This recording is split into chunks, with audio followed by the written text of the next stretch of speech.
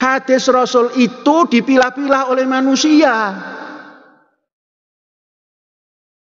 Masa ada hadis, wah ini dhaif.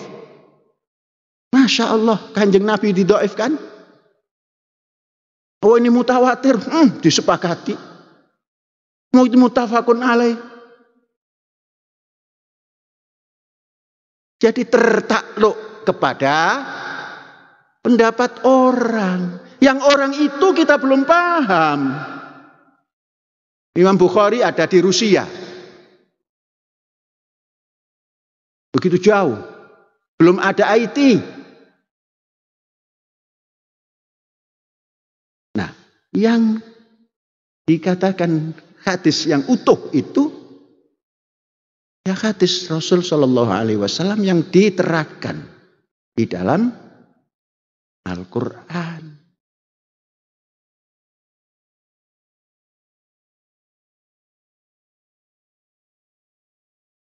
Kok ada kejadian yang begitu? Nah, kita baca sejarah saja supaya enggak batal ini, jangan ini. Nah, itu fikih yang tidak ada sumber. Nah, itu yang membuat susah beragama. Nah, beragama kok susah? Kawannya begitu. Beragama apa itu? Sosio-religi. Beragama itu, agama itu harus sosio. Masyarakatnya seperti ini. Nah, maka Rasulullah membaca sejarah jas merah itu mutawatir atau jangan cerita mutawatir, jas merah, jangan melupakan sejarah. Rawahu siapa? Tidak pakai rawahu, baca sejarah. Yang kurang membaca sejarah pasti tidak akan bisa menerangkan apa-apa. Jas merah. Bacalah sejarah, biar tahu apa-apa. Karena ini sedang belajar fikih semua ini kan, batal apa tidak gitu. Dah, dengarkan fikihnya Syekh. Yang begitu-begitu jangan khawatir, angkat. Terus sholatnya gimana? Jangan pakai bertanya. Balik lagi Allahu Akbar lagi. Enteng. Wah ini mikirin wudhu lagi enggak? Masya Allah, itu fikih. Sudah jangan dipakai rujukan yang begitu itu. Baca saja. Oh itu zaman dahulu. Zaman sekarang ya seperti sekarang. Taruh di luar. Kan biasanya keamanan tidak banyak yang masuk dalam, tapi di luar. Panggil. Sehingga salah sekali kalau kita sering bilang kita hanya kembali ke Quran. Itu tidak bisa, karena Quran juga tidak berdiri sendiri dengan makna yang sebenarnya, karena turun itu ada asbabun nuzul. Kan misalnya kiai-kiai di Jawa umumnya kalau maknani min alakin itu segumpal darah. Lalu orang-orang yang nekuni embriologi itu tidak pernah ada segumpal darah, kalau segumpal darah malah jadi kluron, macam-macam. Katanya Quran itu mesti benar, ini ada segumpal darah. Kata saya segumpal darah itu bahasa Indonesia, Quran itu bahasa Arab, tidak akan ada itu di Quran, kata saya. Tapi ada yang bilang segumpal darah, ya tetap aja itu enggak Quran. Yang Qurannya min alakin, segumpal darah itu bahasa Indonesia, Quran tidak ada yang bahasa Indonesia, kata saya. Nah tapi itu bisa dianalisis pakai balaghah atau pakai teori madatul kalimah. Min alakin itu dari kata aliko ya'liko alakon, sesuatu yang menempel. Jadi kalau di proses embriologi misalnya ada apa yang menempel dalam ilmu itu, yaitu yang jadi rahim, jadi anak. Atau pakai ilmu balaghah, min alakin tetap maknanya segumpal darah, tapi maknanya itu tangkis atau tahkir. Manusia itu sombong. Padahal materinya sama yang sekarang jadi sama dengan materi yang sekarang jadi segumpal darah. Yaitu kita yang seperti ini materinya ya sperma, segumpal darah yang seperti itu juga materinya sperma. Kok kamu sombong? Materi kamu sama dengan materi min alakin. Alhamdulillahirabbil alamin wa shalli wa sallim barik ala sayyidina maulana Muhammadin wa ala alihi washabbihi asmain.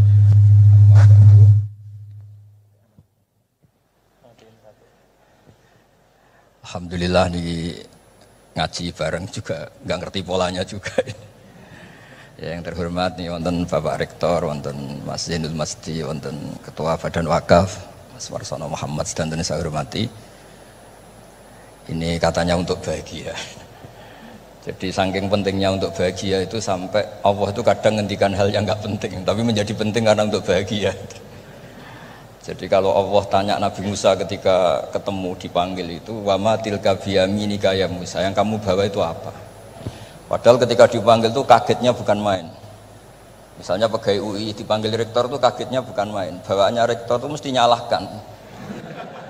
Mesti pikirannya orang itu mesti ketua badan wakaf ya sama. Mesti mau negur atau apalah. Nah, bawaan orang dipanggil atasan itu grogi, maka Allah ngendikan yang rileks. Kamu bawa apa? Gitu. Yang kamu pegang tangan kanan kamu itu apa? Masa Allah tanya sekedar gitu kan karuan. Wong kita manusia saja tahu yang dibawa Musa itu apa tong? Kok Allah malah tanya? Banyak analis, banyak mufassir, banyak ahli hakikat yang berpendapat Allah itu menghilangkan groginya Nabi Musa.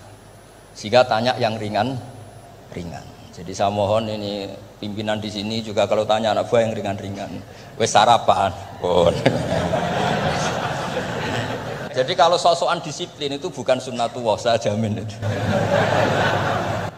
Apalagi tanya saya, kenapa Gus terlambat? Mulai saya pulang saya. Tuhan yang Tuhan saja sebaik itu kok rektor sama badan wakaf kok sekeras itu gitu. Jadi ini bukan gojlok supaya jadi orang yang dekat Allah gitu. Jadi ditanya, wa ma tilka biyaminika ya Musa. Kamu bawa apa ke sini? Yang di tangan kanan kamu itu apa? Nabi Musa jawabnya ya lucu ya sederhana. Ini tongkat Gusti. Tak pakai menggembala kambing, tak pakai ini itu. Bisa masih bilang dan lain-lain. Kayak laporan keuangan dulu kalau susah nerangkan itu dan lain. Terakhir ditutup waliya fiha ma'aribu ukhra dan masih ada lagi yang lain di depan Allah. Kamu lapor audit di badan wakaf, diterima enggak laporan lain? Ini teman saya lama ini. Saya di UI itu sudah lama, cuma inginnya dikenal Allah, tapi sekarang malah dikenal rektor. Aduh repot lagi. Saya dulu dari anak Profesor Zaini itu mulai 2000, tahun 2000 dekat sekali dengan saya. Sering ke rumah saya, ke kontrakan saya karena diskusi tafsir. Dan saya ikhlas sekali tidak ingin dikenal rektor badan wakaf siapapun. Karena keluarga saya itu, bapak saya itu wali. Jadi kalau wali itu kepinginnya dikenal Allah. Tahu-tahu diturunkan derajatnya, disuruh kenal rektor, kenal badan wakaf. Jadi ini ada pemakhlukan. Ya ada pemakhlukan. Turun dulu baru naik. Ya.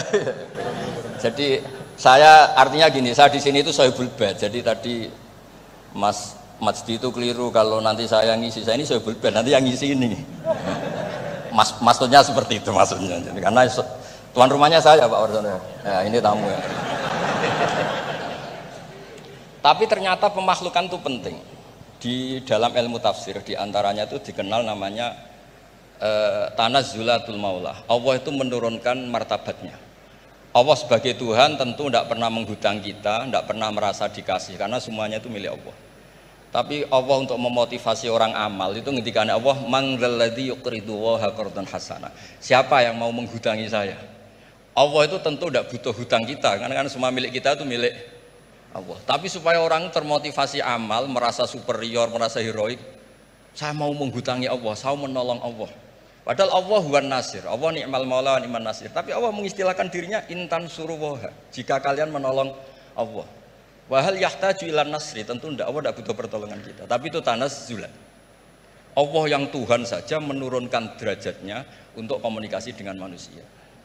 Artinya kalau saya makomnya sudah fana kenal Allah, saya juga ikhlas turun derajat kenal rektor gitu.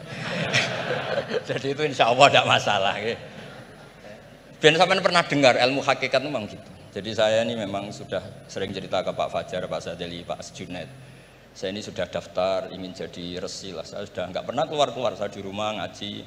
Tapi ngaji kalau ngaji terus ya. Saya belum pernah nggak ngaji. Satu hari minimal ngaji 4 kali. Ngaji fikih yang saya sering itu fikih, karena Mbah Bahasa memang ahli usul fikih. Dulu pertama Profesor Zaini melibatkan saya ini cerita ke Mas Majdi itu gara-gara beliau itu profesornya itu sastra, adab, di Al-Azhar itu adab. Iya, Zaini. Orang tua dari rektor. Iya. Nah karena jurusannya adab, beliau memang pakarnya kalau menghaluskan bahasa. Tapi masalahnya di Quran kan banyak fikih juga, dan beliau cari ahli fikih. Singkat cerita, entah gimana ceritanya Allah yang mempertemukan ketemu saya. Nah kenapa kita butuh fikih, tidak sekedar kesusastraan atau ilmu adab? Karena ada tafsir atau fikih dalam Quran yang mau tidak mau harus difikihkan. Misalnya begini, wa antasma'u bainal ukhtain, kamu tidak boleh menikahi sekaligus mbak dan adiknya atau adiknya dan mbaknya. Jika Anda berpikir Quran itu hanya Quran, maka berarti apa boleh menikahi misalnya Sri dengan buliknya, Sri dengan budenya. Padahal tidak boleh juga. Tapi faktanya Quran hanya ngendikan wa antasma'u bainal ukhtain. Sebab itu zaman Rasulullah SAW sugeng itu nambahi wala binal mar'ati wa ammatiha wala binal mar'ati wa kholatiha. Juga tidak boleh menikahi Sri dan budenya atau Sri dan buliknya. Dan kebetulan Nabi itu tidak menambahkan wala binal mar'ati wa jaddatiha. Karena kayaknya itu nggak usah dilarang, ya sudah lucu aja gitu. Masa kamu nikahi perempuan umur 17 terus minat mbahnya umur 70. Lah itu kalau sampai butuh dilarang ya Anda perlu berobat itu. Tapi kalau bulik kan kadang masih menarik. Orang-orang kayak gini itu misalnya nikah umur 17, buliknya cantik umur 30, minat enggak?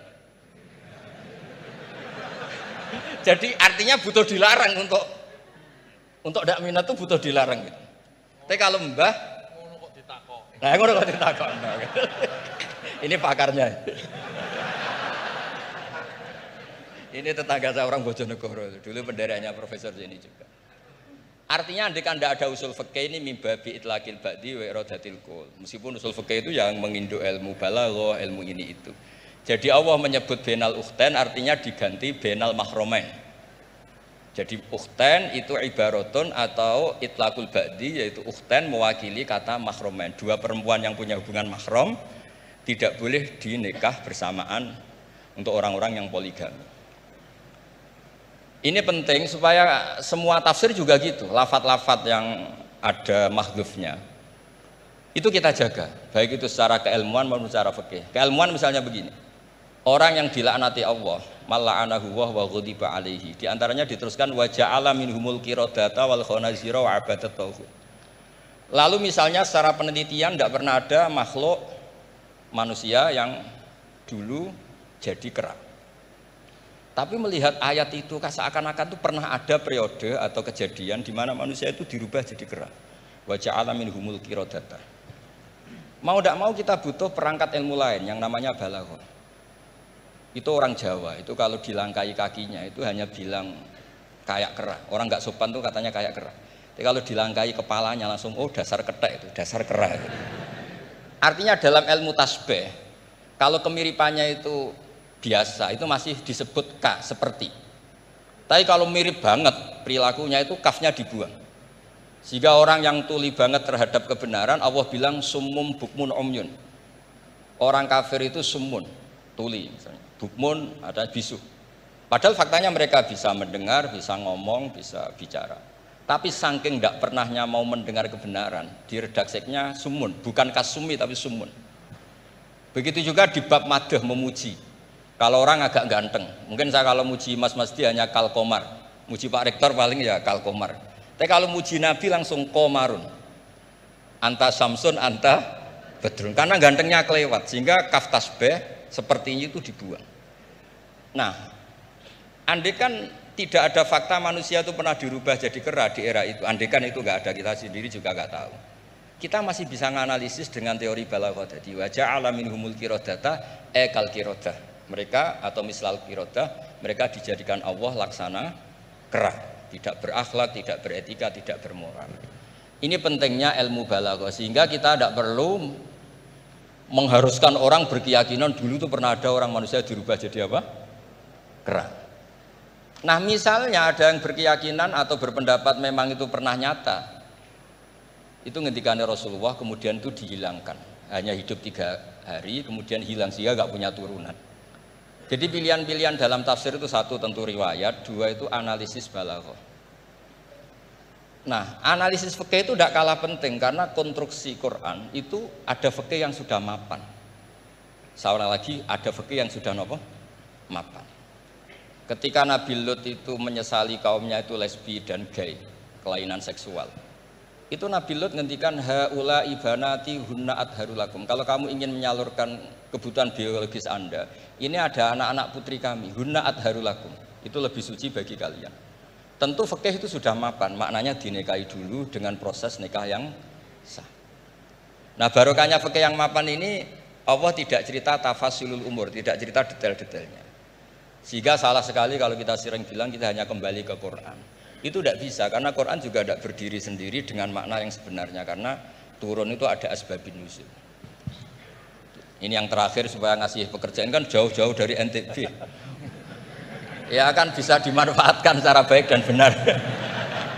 Saya bulbet. Nah, enggak, ini bukan guyon, tapi memang betul harus begitu memang. Mau enggak mau.